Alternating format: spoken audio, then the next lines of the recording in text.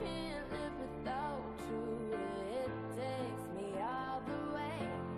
I want you to stay.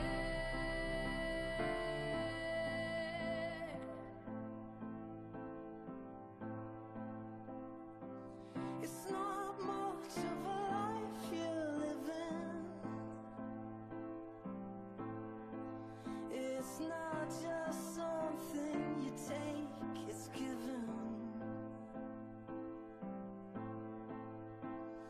Round and around and around and around we go. To Trojans Live. Back on Trojans Live, the Nissan Heisman House Tour is headed to USC this Saturday, and it's bringing the Heisman Trophy with it. Meet USC's 1981 Heisman Trophy winner Marcus Allen and get your picture with the Heisman Memorial Trophy. The Nissan Heisman House Tour is open and free from 2 p.m. until kickoff at the State Farm Fan Fest. Jordan Moore, John Jackson, and we welcome on the line Keith Heyward, the USC defensive backs coach, who's a busy game planner right now, and we should say right from the top, a former Beaver player and coach. So a good week to get on Coach Heyward. You've done it before, Coach, but is it weird to go against your alma mater? No, not at all. I'm used to going against them now. This is business and work, and we got to get a W. Hey, Coach, with your secondary this week, going against Mannion, obviously, there's obviously a respect there for Mannion in the passing game. What do you have to stop first, though? Because we talked about it earlier with Coach Sark, that they are a little bit more balanced this year with the run and the pass. What game plan-wise, what do you have to stop first? I think just in general, you have to stop the run. We had a little bit of struggles there, but they want to be balanced. They're a lot more balanced than what they have been in the past. I love to put the burden on my secondary, and let's go out there. Let's. Sounds like one of the guys that might be getting a little bit more of the burden is Adoree Jackson. Sark mentioned that his role may continue to grow on the defensive side. How has he progressed? Obviously came in, with a 5-star reputation and a 3-way talent. How has he progressed as a cornerback? He's progressed good. He's just learning every day, different situations and different nuances of our scheme and of playing, the cornerback position, getting better at his technique. And then we just give him more every day. He's an exceptional player, like you said, a great talent. He just has to keep getting reps, because that's the only way that him and any other player is going to get better. Hey, Coach, one thing that your defensive backs, especially your corners, have been able to do is, play extremely well this year. I know that everybody after Josh Shaw was, off the roster, the thing would have been pointed right at that secondary if they would have struggled. But so far they have played outstanding football to this point. How proud are you of their accomplishments, and was it expected? I'd say, I'm happy. Somewhat of what's gone on so far, but this is a long season.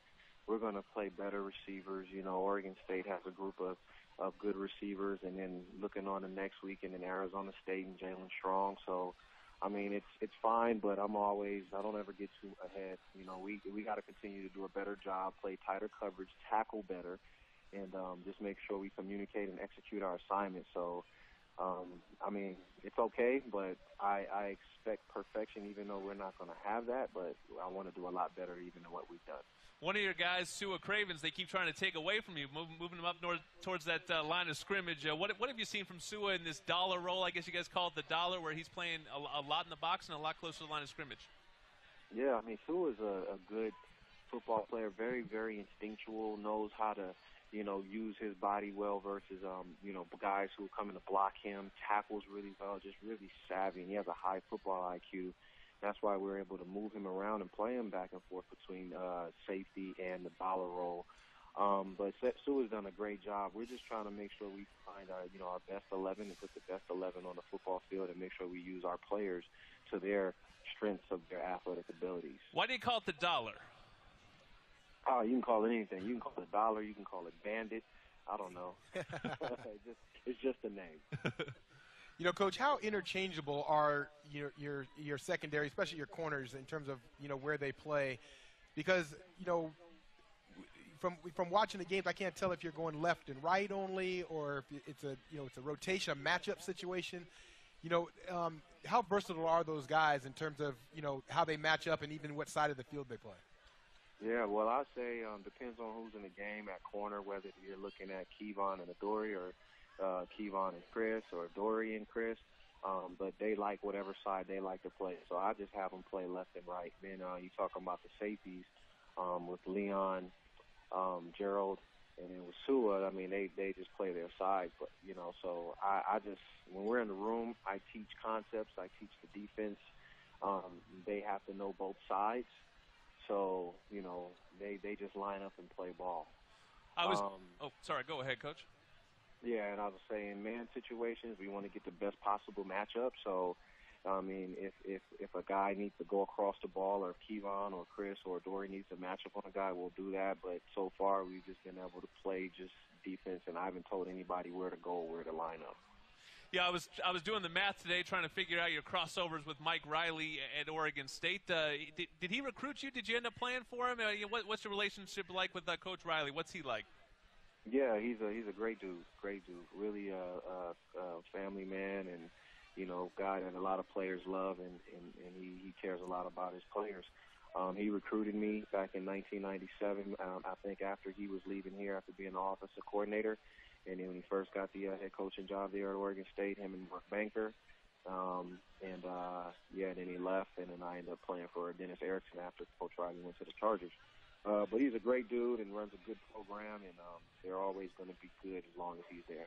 I bet you got some stories, too. You were on that Fiesta Bowl team, right? Wasn't Chad Johnson on that team? T.J. Hushmanzada? You must have some stories from that team. Yeah, there's some stories, some things that probably don't need to be said on the radio. Yeah, there you go. Could you shut him down, Coach? Yeah, I bet you.